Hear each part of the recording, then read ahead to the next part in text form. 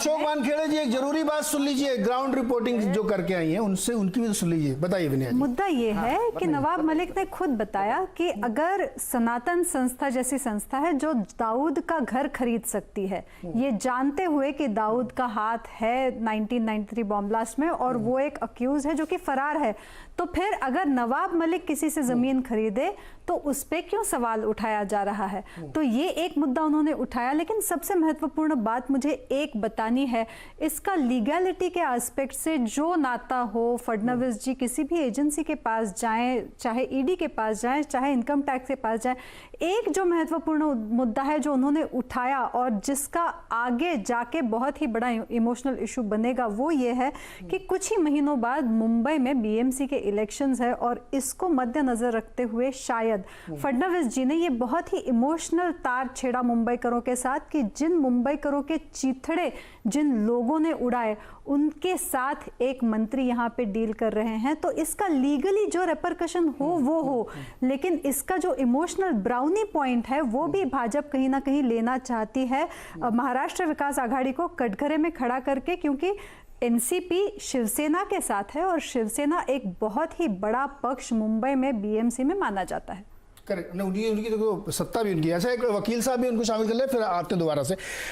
आशुतोष जी बताइए, इसमें लीगल क्या पहलू बनते हैं? इतना पुराना केस लिया जाएगा वापस? सनातन धर्म वाला कंपैरिजन गलत है, क्योंकि सनातन ने वो सरकार से ली थी। देखिए एक मिनट सर, ऑक्शन में अशोक वानखेड़े जी, मैं इसीलिए कह रहा हूं सर कि उस वाले मुद्दे को छोड़ देते हैं, क्योंकि उस पर भी मैं बहुत बहस कर सकता हूं कि कब किससे नहीं, ठीक है, आई एग्री, वो छोड़ दीजिए ना सर, इसीलिए कह रहा हूं। इशू यहाँ पे जो विनय ने अभी रात में रखा कि एक सेंटिमेंटल इशू बनाने की कोशिश की जा रही है, लेकिन थोड़ा लीगलिटी समझ लेते, उसके बाद आते हैं शिवसेना जी को जवाब देना, चुनाव है आगे 2 महीने बाद। बताइए। हाँ जी, नीरज जी, मैं ये कहना चाहता हूँ कि ये जो एलिगेशंस लगाए गए हैं ये ऑब्वियसली बहुत सीरियस एलिगेशंस हैं, इसमें कोई डाउट नहीं।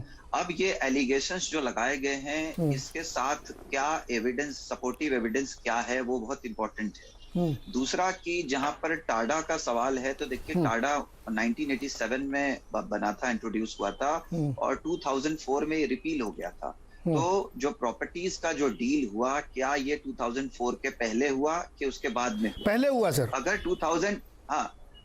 2004 के पहले हुआ डील, तो सवाल ये है कि जो टाडा में प्रोविजन था लॉ का, वो जैसे सेक्शन 7A था, जिसमें कि जो इन्वेस्टिगेटिंग ऑफिसर है उसको वाइड पावर्स दिए गए थे टाडा के अंडर, और अगर वो चाहता तो कोई भी प्रॉपर्टी अगर उसको लगता है कि ये किसी टेररिस्ट एक्टिविटी का पार्ट है या किसी ने टेररिस्ट एक्टिविटी के थ्रू उस पैसे से खरीदा है या ये ऐसे पर्सन को बिलोंग करता है जो कि जिसके ऊपर प्रोसिक्यूशन चल रहा है, तो उसको पावर था इस प्रॉपर्टी को अटैच करने का।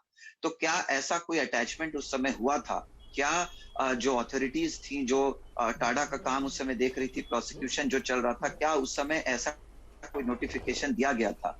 दूसरा कि जो है सेक्शन 8 था टाडा के अंदर, जिसमें कोर्ट को भी पावर था कि अगर कोर्ट चाहता तो जो है उस प्रॉपर्टी को हमेशा के लिए सीज कर सकता था, उसको फोरफीट भी कर सकती थी सरकार।